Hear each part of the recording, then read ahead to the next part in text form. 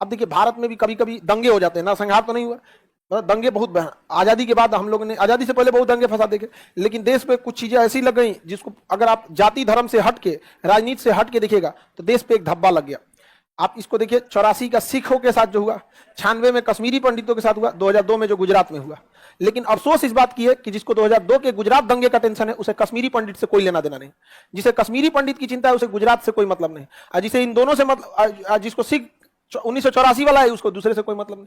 तो जब तक हम लोग देश के हिसाब से नहीं सोचेंगे, गलत है, तीनों चीजें गलत है। मानवता के हिसाब से देखिएगा, आपको कोई अधिकार नहीं है कि आप किसी की जान ले सके, लेकिन ना आप देखिएगा तो कोई है जो कश्मीर पे अपना तर्क देगा, कोई गुजरात में अपना तर्क देगा, कोई सिख विरोधी दंगों पे अपना तर्क देगा। ये कोई बात नहीं होता है, बहुत गलत होता है। और किसी भी दंगे फसाद में आप देखिएगा गरीब तबके के लोग ही मारे जाते हैं।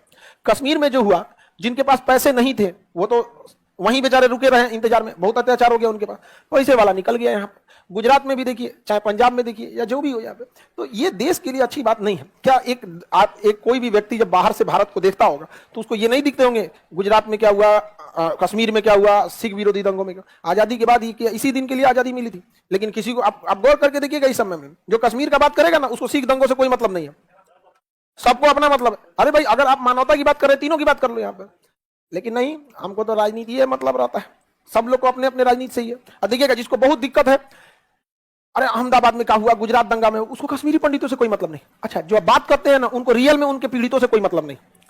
वरना अगर भारत के लोग सेटलमेंट करना चाहते तो तीनों का सेटलमेंट कर सकते थे। गुजरात में जो मारे गए उनके बच्चों का पढ़ाई लिखाई कौन देखेगा, इस पर कोई चर्चा नहीं है। अगर 10-10 रुपया भी कोई दान देता था तो उन जो कश्मीर से पंडित निकाले गए थे, इस दौरान उनकी शिक्षा व्यवस्था अपने भाग भरोसे जी रहे थे।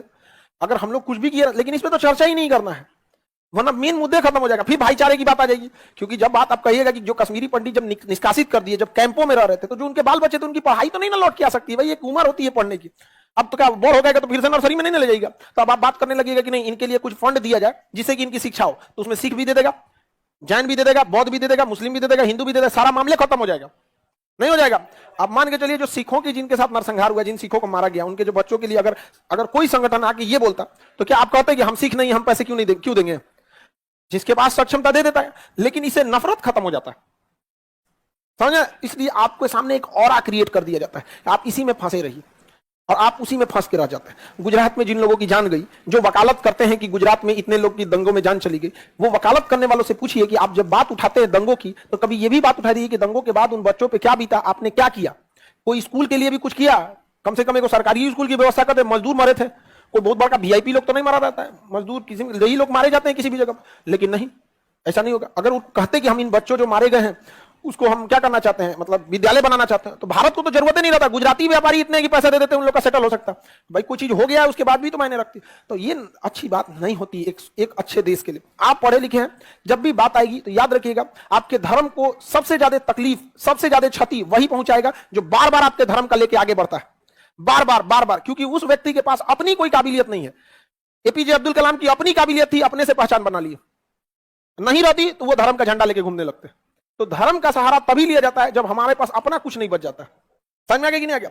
आप देखिएगा तो ये सब चीजों से बचिएगा हमेशा, इस चीज को कि जो याद रखिएगा, जो आपकी जाति और धर्म की बात कर रहा है वो केवल मार धार में आएगा आपके लिए। आपको पढ़ना है तो नहीं बोलिए तो अपने धर्म या जाति के नेता से कि हमारा एडमिशन करा दीजिए, नहीं कराएगा। आपका घर बनना है तो नहीं कराइए, नहीं कराए। लेकिन किसी का कपार फोड़ रहा है, देखिए अभी चल जा रहे कपार फोड़ दिया तुम्हारा, चल चल चल चल हम कपार फोड़, तो यही सब में होता है। आप पढ़े लिखे बच के रहिएगा और हमेशा याद रखिएगा, गरीब और जो मिडिल क्लास के लोग हैं, इनकी जानबूझकर एजुकेशन सिस्टम को खराब किया गया। क्योंकि अगर गरीब पढ़ लेगा, एजुकेशन सिस्टम सुधर जाएगा, तो 200 रुपया में किसी नेता का झंडा लेके नहीं घूमेगा, बल्कि झंडा थमाने जाएंगे तो पकड़ लेगा अथवा। सड़किया नहीं बना अभी तो, नहीं समझ में आया? तो नहीं बोल दे आप लोगों से कोई नहीं ना बोल पाएंगे।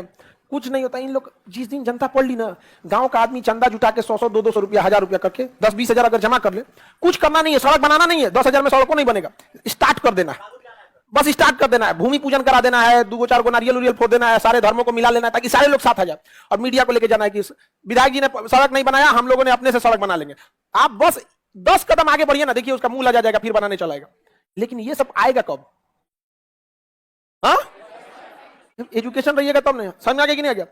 जीआरडी टाटा थे, जब टाटा एयरलाइन उनकी थी ना, तो एयरलाइन में जब गंदगी रहता था तो किसी को डांटते नहीं थे, अपने साफ करने लगते। सोचा कंपनी का मालिक कूड़ा उठाएगा तो बाकी सब हकम मच जाएगा, रे भाई साहब रे गवा गिलो, आज कूड़ा उठा के फेंक रहा है, कल हम को फेंक देगा। क्योंकि डेली वो कूड़ा नहीं फेंकेगा, याद रखिएगा। वो संकेत दे रहा है बाबू समझ जाओ, कूड़ा फेंक सकते हैं तो तुमको भी फेंक देंगे। समझ में आ रहा है कि नहीं आ रहा? तो आप ऐसे नहीं सुधार सकते हैं, सुधार सकते हैं, लेकिन जानबूझ के ससुरा उसको पढ़ने ही नहीं दिया। अब क्या कीजिएगा? खाली पेट आप कुछ नहीं कर सकते। गांव के आदमी या जो गरीब तबका है वो तो अपनी रोजी रोटी में परेशान है कि हमारा 2 पैसा रोजी रोटी हो जाए, घर के ऊपर खपड़ा के जगह पे लिंटर ढला जाए, उसके लिए यही बहुत है। कहां से वो लेके जाएगा? कहेगा कि तुरी हमारा अपन पैसा से सड़क बनतो, मार कर लेगा वहां पे। भाई वीडियो लास्ट तक देखना।